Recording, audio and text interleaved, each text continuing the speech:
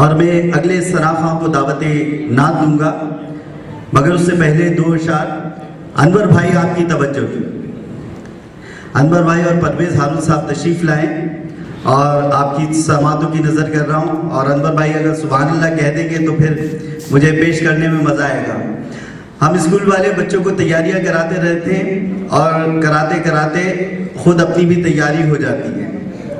तो इसी तमीद के साथ कह रहा हूँ कि ना मेरे सुखन को सुखन कहो, ना मेरे सुखन को सुखन कहो, ना मेरी नवा को नवा कहो, ना मेरे सुखन को सुखन कहो, ना मेरी नवा को नवा कहो, मेरे दिल को सहने हरम कहो, मेरी जान को गारे हिरा कहो।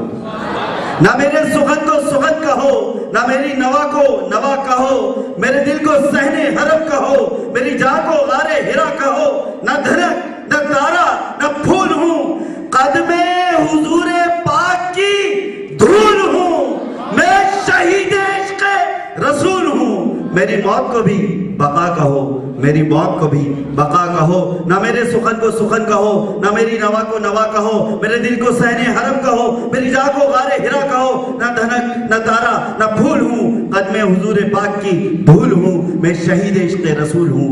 मेरी मौत को भी बका कहो, मेरी मौत को भी बका कहो। मुल्तमिस हूँ मुकाबले के अगले शरीक सवानूर जमील से कि वो तशरीफ लाए और नबी पाक अलैहिस्सलातु वस्सलाम की बारगाह अक़दस में नज़राने अक़ीदत पेश करने की सादत हासिल करें।